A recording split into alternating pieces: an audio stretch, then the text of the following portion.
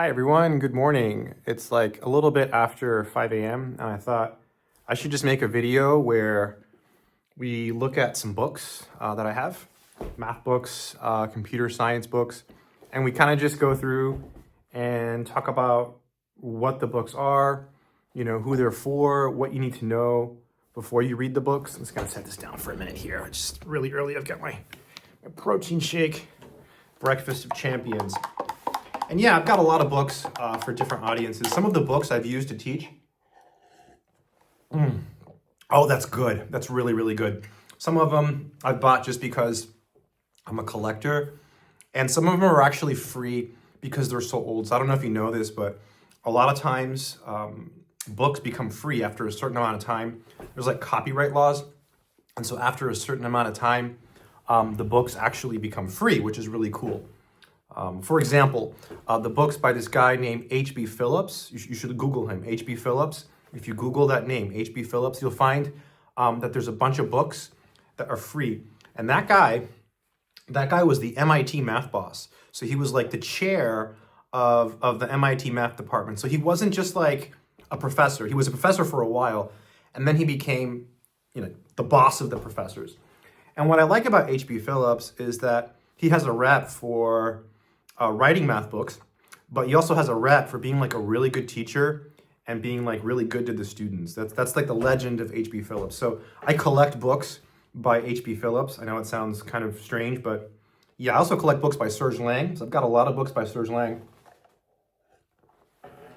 So Serge Lang was this famous French mathematician. He was a member of what they call the Bourbaki. So if you know what that's about, the Bourbaki were like these elite French mathematicians. And so I have a lot of books by Bourbaki. I also have a lot of Russian math books. Let me just drink this. I'm really hungry. This is a protein shake. I just wanted to make this video really quickly just to show you some books. But Russian books are really cool. They've been translated to English. So yeah, let's go ahead and get started. Oh, and I have books too. Obviously, I'll leave links in the description to those. And yeah, I'm gonna go ahead and pause this video, see if I can. This is one of my Russian math books. Obviously, it's in English. It was translated to English. And these books were published by a company called Mir Publishers in Moscow, Russia. And I don't know if that company still exists, but what they would do is they would translate these books into other languages. Here it says English, German, French, Italian, Spanish, Czech, Serbo-Croat. I don't know what that is. Wow. Slovak, Hungarian, Mongolian, and Arabic. Wow. So yeah, they translated these Russian texts written by leading Soviet scientists, and then they would spread them all over the world. I have some in Spanish. I actually have some in Spanish, which is really cool. And these books are cool because they have like different types of mathematics that you don't see in other math books. So it's a little bit different. Unfortunately, they are very hard to find, but as a collector, that's what you want, right? You want things that are hard to find. And I collect a bunch of stuff, right? I collect like, Magic the Gathering cards, although I used to have a lot more, and I used to collect coins, and I used to collect baseball cards. I've always been like a person who collects strange things. The cool thing about math books, though, is when you collect math books, it's like you're collecting knowledge. And sure, they might sit on your bookshelf for a while, but like sometimes you do read them, and sometimes you do work through them. So I always think that math books are kind of like the best kind of collectible. Plus, most people don't care about math books, so that makes them more affordable than like, expensive things. All right, let's actually look at some math books. So this is a book on differential equations. This is a book that I have used to teach differential equations with in college. I've probably taught, I don't even know, 30, 40 classes, maybe more differential equations courses with this particular book. So I know it quite well. I've done a lot of the exercises, I'm really, really familiar with it. Let me just show you. Oh, and to learn this, by the way, you really need to know calculus. You need to know how to integrate. And by integrate, I mean, you need to know how to do like U substitution, integration by parts, and tabular integration. That's very, very important. So that's probably the most important thing. And also how to take derivatives. So you need to have a strong command of calculus. Not necessarily like really advanced calculus things, but you want to have like a strong command of calculus in order to take this course. And here you can see, so In a typical college course, you cover the beginning, which is like the definitions. You spend a lot of time on this stuff. I actually wrote a book, by the way, that has some differential equations. Let me just show you really quick. Where is it? I have it here somewhere. It's called Mathematics Unlimited. Now, it doesn't have everything, right? No. Not even close to this book. Okay, this is a textbook. Mine is like a little workbook, but it's still, I like it. See, so it does have, mine does have some differential equations. Mine has some of these topics, not all. Yeah. So what happened was I started writing a differential equations book, and I'm like, wow, this is really hard. So I'm still working on a full differential equations book, but this is what I have so far. Yeah, it's a monumental task, my friends, to write a math book. I think that people who write math books, they just don't get enough respect. These books are so amazing. So this is another thing you cover in differential equations. Here's where it gets really messy. And then you cover this as well. And then you do cover some applications, but you do some series stuff. These problems are ridiculous. So I have a couple of videos of problems where you solve differential equations with series, and they take like 20 to 30 minutes to make. I mean, they're so long. If you go through all the steps, Laplace transforms. So if you're going into engineering, this is really, really important. This book does cover quite a bit of Laplace transforms. And it's got answers to the odd numbered exercises and stuff like that. Now, just since we're on the topic of Laplace transforms, I have another book that's actually within arm's reach. So this one here, I feel like is a little bit more sophisticated. Let me just set it here. So this one is more sophisticated than this one. So here's another option for differential equations if you're thinking about studying differential equations. This is one I actually used for a course in differential equations. Look how thick it is. So the examples in this book are a little bit different than the examples in this book. And I do think this book is written at a slightly higher level, just like slightly, right? So both awesome. I recommend them both. This is a calculus book, and this is one, again, that I am super familiar with. I just wanted to show you this one because it's on the table here. This is one that I've used to teach in college. Again, this is the Structures edition.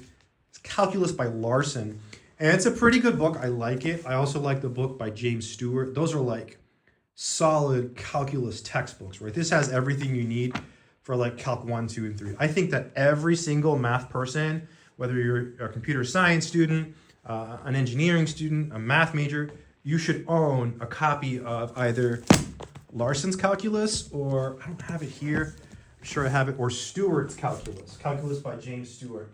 I don't see it here, but I know I have it. It might be in a different room.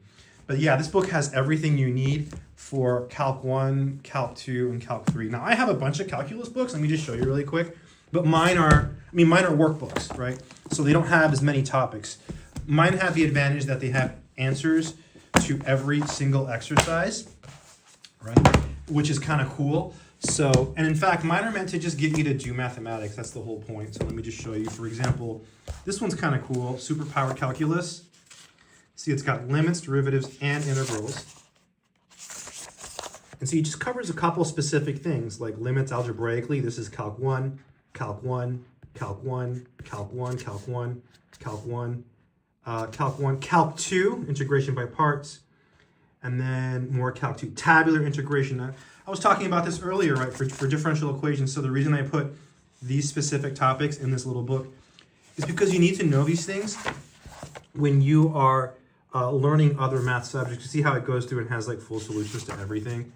So it's just like a little workbook with answers to everything, and it's really inexpensive. Yeah, tabular integration. So these books, like the Larson book and the Stewart book, they do cover tabular, but it's like a side note. It's like an example. So this book has an entire section on that, and it has like a little table, and it shows you how to use it and stuff. So yeah, pretty good. Yeah, I've got some other books. Let's just look at these. These are like little algebra workbooks. These are really easy. My books are really easy, by the way. They're for beginners. So like if you have a hard time doing math and getting yourself to do math, then that's who my books are for, okay? But if you want like a textbook that covers everything, then you want to get something like this one, Calculus by Larson. So yeah, eventually I will try to perhaps write something like this, but it's it already exists, right? So yeah, this would be a monumental task. And this one is just on derivatives. This one's a little bit thicker than the other ones. Calculus beta, as you can see. And then we've got Calculus Alpha. This one has limits. And then what's this? Oh, Pre-Calculus for Legends. This one is pretty cool. This one has specific pre-calc topics. Again, not meant to replace a regular textbook. It's kind of like a supplement. It's an action-oriented math book. Like, there's very little reading. So synthetic division. You can use this for algebra too, as you can see. Exponential equations, logarithms, properties of logs, solving logarithmic equations, matrix operations. It's got some matrices.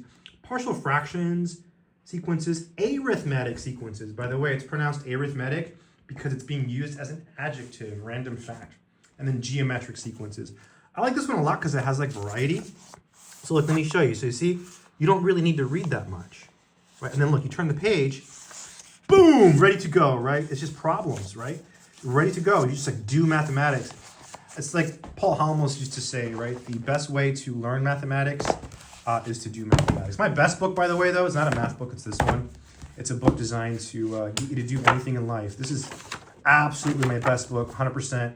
Highly recommend it. I'll leave links to all of these in the description.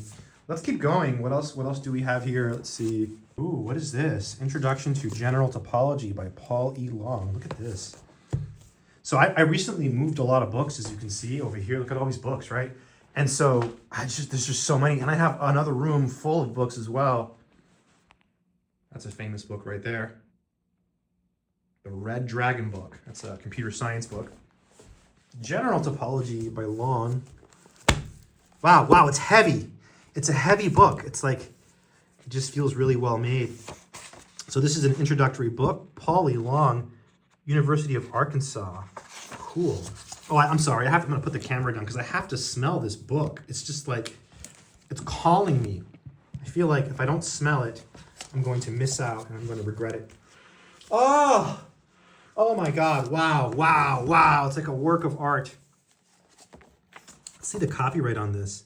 1971. Wow, it didn't even exist. Wow, so old. Here's the preface. Yeah, let me zoom in here. This book is designed for those who are undertaking their first encounter with the subject of topology. Yeah, it's an intro book.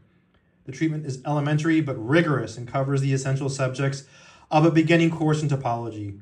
It says here, a background in elementary calculus and a first course in modern algebra are prereqs. Yeah, I would definitely agree with that. You definitely want to know how to write proofs and you want to be good at it before you jump into topology. I was lucky when I studied topology. I was a senior, and so for me it was really easy, or not really easy, but I liked it and I got an A. Whereas a lot of students were struggling, but they weren't far along as me, So remember that when you're taking math, right? A lot of times it just depends on how far along you are. It's not because you're dumb when you don't get it. A lot of times it's your background. So it starts with the basic definitions, basic notions concerning sets rather, and then functions, and then topological spaces. Here's where topology starts. This is really important stuff, by the way. You need to know this stuff. Bases, subbases, and products, continuous functions. Really nice, clean layout. The separation and countability axioms, convergence, connected and compact spaces, and metric spaces. I have videos on these topics. Not all of these topics, but I have videos on... I have some videos on compactness. I have some videos on metric spaces. I have videos on convergence. And I have some intro videos. I have a topology playlist. Yeah, this is a very beautiful book. Just very well written, very elegant. Just straight up definitions and examples and theorems and propositions. So elegant. Yeah. Wonderful book to read at this hour. The sun is not up yet, so it's still dark outside. A book like this is perfect for learning topology. My advice when looking for topology books is buy every single topology book you can afford because, well, it's really hard. And there's people that'll say, oh, you only need one book, you only need one book to learn topology. Why would you need more than one book? Well, that's fine. Maybe you can learn it with one book, but I don't know. I think that math is really hard, and that's why I have thousands of books, because it's the only way I was able to learn the math that I know. Hey, this book here, whoa, the stack is, you saw that? Look at that. It's tipping. It's going to tip. So this book I used to teach in college. Let's go back. Let's go back to like some beginner stuff. This is a college algebra book. Look at all the warnings. All right, it's like, whoa. Wow. Yeah, for instructor use only. So yeah, this is a book that I used to teach in college. This is a great book. This is the essentials version, so it has less topics than the regular version. And I love this book because it has so many examples and exercises. Now it's a math book. All math books are hard to read. But the instructor's edition has answers right there to all the problems. The non-instructor's edition, which is probably the one you'll find, which is fine, it's good enough, is going to have answers to only the odd-numbered problems in the back of the book. So definitely a great book. So how does this compare to my books? So my books, again, are just little workbooks that have answers. This is a full textbook, right? So the price, it's reflected in the price. Like this book brand new, oh, it's probably like if you bought this book brand new, I don't know what the price is, but it's probably close to 100 or more. Where just like that Larson book, so like this book here, if you buy this book brand new, it's probably over 200 bucks, right? And my books are less than 15 bucks. So that's the difference. Here's a book on programming. It's this. Programming and Operating Systems by Harry Katzen Jr. Yeah, I used to be a computer science major, so I love computer science books. I have some of the classics, like, the C programming language by Kernighan and Ritchie. I think I've shown people this book before, but let me just show you what it contains for all of you computer science people. I think computer science is cool. I always think about that movie, Revenge of the Nerds. It's an old 80s movie. And in that movie, the nerds were actually computer science majors, right? I always think that's a fun fact, because that movie was made before the internet. And it's just like, just so cool, right? They were so ahead of the game, those nerds, Programming languages, meta programs, operating systems. Fortran. I used to have a student who used to work at a bank, and he was in my differential equations class, and he was telling me that they use Fortran and some other old languages, and it's because that the software that they used for banking, it worked. And so why would you, the old saying, if it's not broken, don't fix it. So there was a high demand for people coding in these old school languages. Lisp. Computer languages. The hard thing about everything, right? The hard thing about all these books is that everything takes time, right? Like when you want to learn something, it takes time. So there's only so many hours in a day. Right? Look at all this. So cool. Yeah. They certainly don't make books like this anymore. Look at this one. Introduction to the Theory of Statistics. Look at the cover. Alexander M. Mood, the Rand Corporation, formerly professor of statistics, Iowa State College. So statistics is one of those subjects that people fear and dislike. So as a student, like all my friends, they did not like statistics, right? They did not like stats. They were all very wary of it. When I took stats, I was like, and then I took statistical theory, which is basically mathematical statistics, probably like this book. And so that was brutal. Look at this. It comes with the answer book, Answers to Problems in Introduction to the Theory of Statistics. Yeah, first edition, 1950. I gotta smell it. I gotta smell this. Oh, what a cool thing. Oh, it's got a faint old book smell. Yeah, stats. Statistics is actually useful. See, math is useful too, but stats, you can apply confidence intervals to the real world. You can apply hypothesis testing to the real world, to anything directly. And yeah, so that's the cool thing about it. I've taught honor statistics, and whenever I've taught that course, I make them do a project where they actually apply stats, which is kind of cool. It's always fun to see how people do that. First edition. I don't know how rare this is, but as a collector, I like first editions. This book developed from a set of notes, which I prepared in 1945. Wow. At that time, there was no modern text available specifically designed for beginning students of mathematical statistics. Yeah, so this is used, again, to teach mathematical statistics or theory of statistics, theoretical statistics. So it's basically like stats, but you prove everything. You have to go through everything in more detail. Now, that's not to say that an intro stats course is not useful. I feel in the introductory statistics courses, the one that everyone takes, the one that the general public takes. So if you were studying to be a nurse or to be a computer science student or even a math major, you always take a basic stats course and you don't use a book like this, okay? This is more advanced. But those more beginner-friendly books, they do have a purpose. I feel like they have better explanations when it comes to like, what does a confidence interval actually mean? What does a hypothesis test actually do? You know, and you can look it up on Wikipedia and stuff, but it's good to have various explanations and try to like put it into words, because that is the point of statistics, is to apply it to the real world. I've actually taken a ton of stats courses, probably way too many, including stochastic processes in graduate school. So that was a really fun course. My teacher was really tall and he had really long arms. Really long arms. It was really a fun class. This is probably the best book you can buy for complex variables for beginners. It's called Fundamentals of Complex Analysis. And unfortunately, it's never inexpensive. It always costs, you know, a decent amount of money. It doesn't have answers to all of the exercises in the back of the book, but it has some. And yeah, it's probably the easiest one out there. Oh, look at this. Look at this. Oh, and to learn this, you need to know some calculus, right? So if you know calculus, you can learn this. People say that this is one of the easiest subjects, one of the most interesting subjects, rather, you can take as a math major. Look at this. You see those circles? Those circles? That's me. That means I did all of these. Actually, there's videos of these, I think. I think I have, yeah, not all of these, but I've made some videos from exercises in this book. Just some. But yeah, kind of cool. Really cool subject. So it starts with like basic stuff about complex numbers.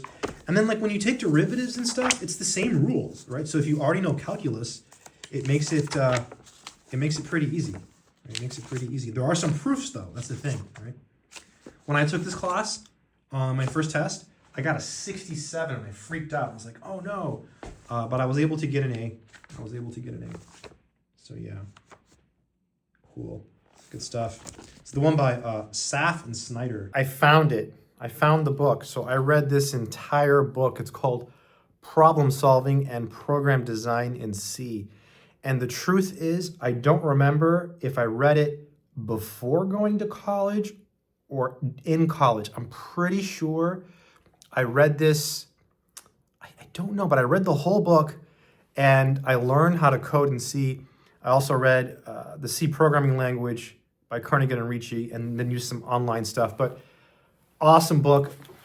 It's a book that'll teach you to code in C. I don't know if it still exists, but I thought it was really easy, right? I was able to read this book without a college education, with just a GED, and learn how to code in C. So I don't know if there's other books on C that are better. I'm sure there are. This is just the one that I used, and it was written by Hanley and Kaufman. I don't know if it's still in print or anything about it. I just know it's the one I used, but yeah, it brings back a lot of memories. I think the hardest thing when you're learning C programming, by the way, is pointers. Those are always tough, and it takes a while to learn about linked lists and stuff, but yeah, pretty cool stuff. Wow, blast from the past, you know, looking through these books that, well, I don't know what time it is. It's getting later. The sun is still not out though. Yeah, it's still pretty dark. Take a look at a few more books from the bookshelf here. So Galois theory. This one here, let me just pull this one out. Let's take a look at this one. This one's really hardcore. This is not a book for the faint of heart. I made a video on this book a long time ago. It's called Mathematical Analysis, and it's by Apostle. This book is super hardcore. It's one of those books that, like, I don't know, it's just like one page at a time, very, very slow reading, very hardcore. It's got a lot of stuff in it that you won't find in like the Rudin book. I just got to give it a whiff here. I just got to smell it. Oh, it's calling me. Oh, it smells so good. It smells so good. What an incredible book. Let's take a look at the inside of this book. This is a classic. All right, this book is super awesome. Let's take a look at the inside.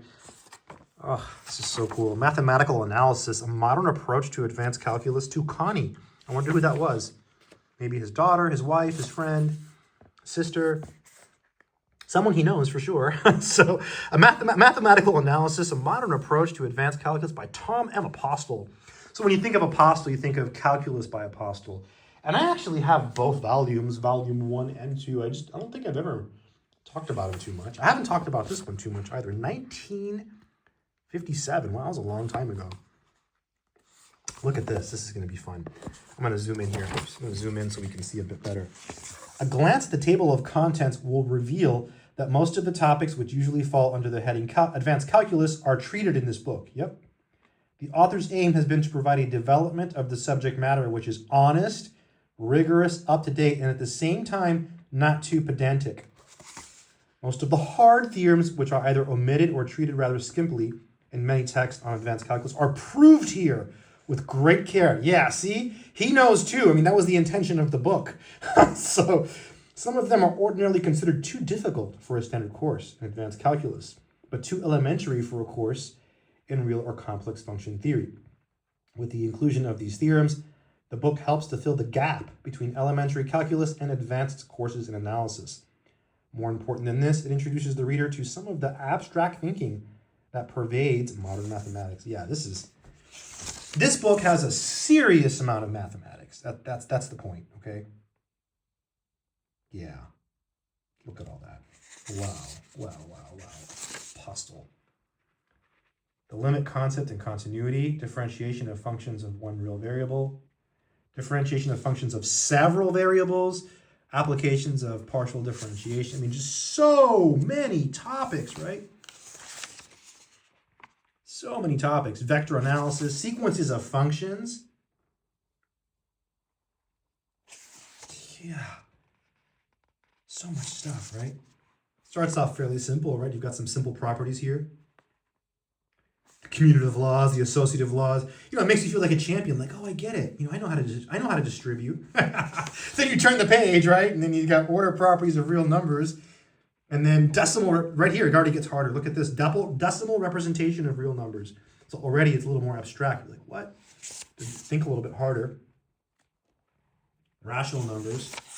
Let's just skip a bunch of pages. What is all this, right? Cauchy's invariant rule. So you see it really picks up in difficulty. It's got stuff on infinite products. That's pretty cool. I think I made a video where I talked about some of the infinite product stuff in this book. Yeah, that's what it was. Yeah, because it has some peculiar stuff with infinite products that, like, you don't see it in other books, you know? That's what makes these books special. That's what makes all of these math books special, right? Is that they all have different topics, especially those Russian books. They seem to have things that, like, you just don't see. I have one here. Let me see if I can find it.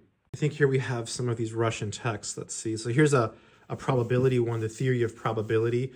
Oh, look at this one here, higher mathematics. Let's take a look at this one. This is one of those books that was translated from Russian to English.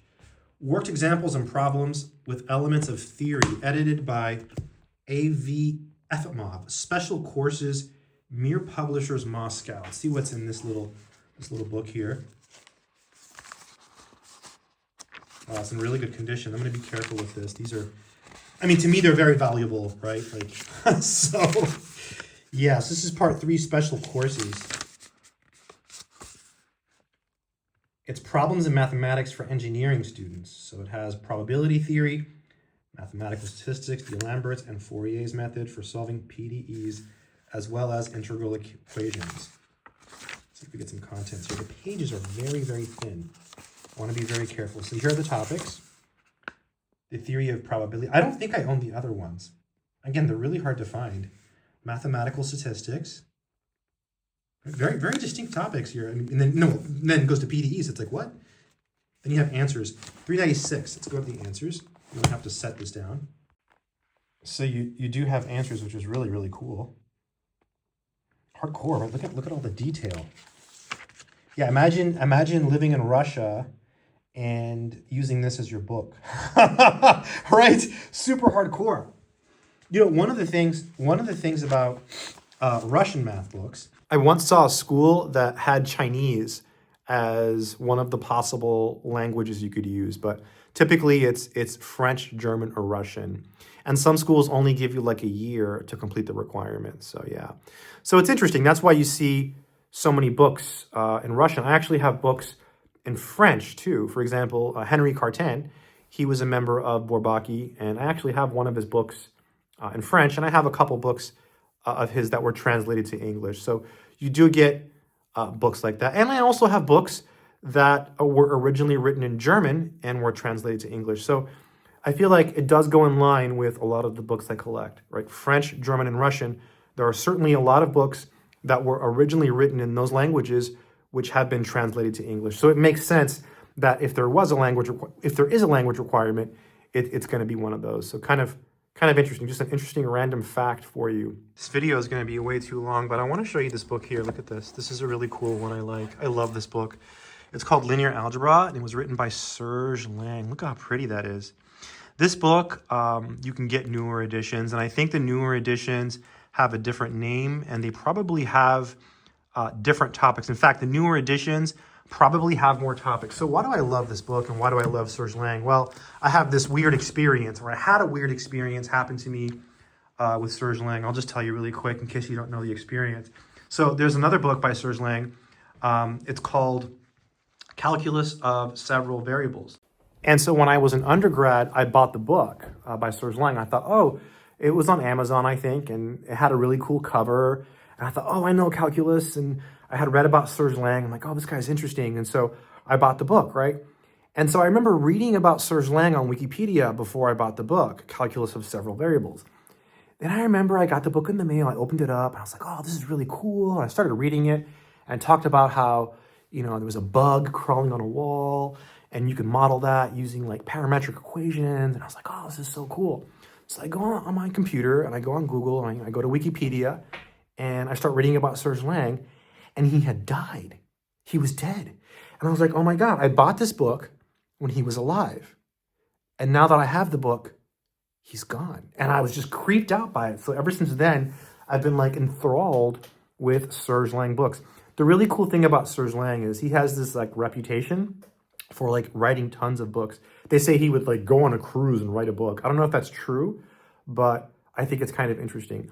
Also, his books are very easy to read, okay? They're like clean. Even his more advanced books like Complex Analysis, which is technically a graduate level book. Sure, if you don't know complex analysis or if you have a weak math background, it's still a tough read, but like it's clean. It's like the writing is just clean. Like, for example, this book here, Linear Algebra, it's got some proofs in it on bases and linear independence. It's got one of those like equivalence proofs. It's really long. I forget which one it is. And it's just clean. Like the presentation is nice. Oh, let's just take a quick look at it. All right, let's just take a quick look at this classic by Lang, Math 24. I'm pretty sure that's a class at a pretty good school. Serge Lang, Columbia University. That's a great school, Columbia. Wow, wow, wow. What an experience to even like visit Columbia, right? I've never been there. So 1966. Wow, so old, right? I think that was during Vietnam, right? Think about that. People were getting drafted to go fight in a war in the jungles when this book was written. Just, you think about the times, you think about what was happening all over the world. It's so much history in these books. Yeah, it's a course in linear algebra at the undergraduate level. So you could do a one-year course with this book, it says. Let's look at the topics. They're usually very peculiar. So vectors, okay, that's in line. Vector spaces, matrices, linear mappings. Let's turn the page here. Linear maps and matrices, determinants, scalar products and orthogonality, matrices and bilinear maps, polynomials and matrices, triangulation of matrices and linear maps, spectral theorem, polynomials and primary decompositions, multilinear products, groups. Okay, so right there, like what? So this is not something you're going to see in a modern book, right? So that's the thing. You get these like little subsections. Does he talk about modules? I think he does. Yeah, he does. Look, he even talked about modules, convex sets. And then he's like, you know what? Let's throw in some odds and ends, just some extra stuff I want to throw in the book. See the layout? See how pretty it is, the typesetting? It's just a very, very elegant book, very clean. Now, the newer editions, I think they're published by Springer, I think. I don't own them. And they might have more content. I'm pretty sure they do. They're thicker. If you look at the Serge Lang books I have, and then you go on Amazon and you find the newer ones are better, right? They have more content. Determinant of a transpose. I gotta smell this. I'm sorry. Oh, Serge Lang. And he received, look at this, he received his PhD from Princeton, which is an incredible school. I knew a professor who went to Princeton and had a 4.0. He was a really, really good guy. I won't mention his name, but yeah, he's great guy. I guess I should end this video. Subscribe, like, share, all that stuff. Hey, I have courses. If you get them, use the links from my website, mathsorcerer.com or freemathvids.com. They're on Udemy, which is a good place to have math courses, but if you use my links, it really helps. I also have links in the description of this video to my courses. And I have a bunch of math books. Check those out. Again, they're workbooks. They're meant to be books that get you to do math. And my best book, again, is that book, Real Superpowers That Will Change Your Life. Let me just grab it here to show you one more time. It's a really good book. I really like it. It's this one here. It's my best book, 100%. This will get you to take action because action is the most important thing you can do. So yeah, subscribe, like, share, all that stuff. And as always, my friends, keep doing mathematics.